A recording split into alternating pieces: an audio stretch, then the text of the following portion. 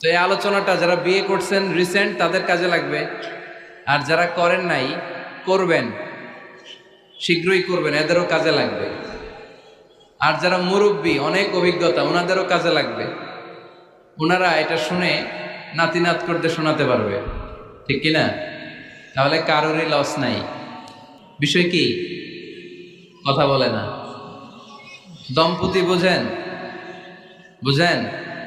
স্বামী আর স্ত্রী বানায় যেজন মিস্ত্রি, সে বড় আজব কারিগর ও মনরে, সে বড় কঠিন কারিগর, ঠিক কিনা? পৃথিবীর প্রথম দম্পতি হচ্ছে সাইয়েদনা আদম আলাইহিস সালাম আর হাওয়া আলাইহিস সালাম। পৃথিবীর প্রথম স্বামী আদম আলাইহিস সালাম, প্রথম স্ত্রী হাওয়া আলাইহিস সালাম। ওয়া কুলনা ইয়া আদম উসকুন আনতা ওয়া যাওজুকাল জান্নাহ।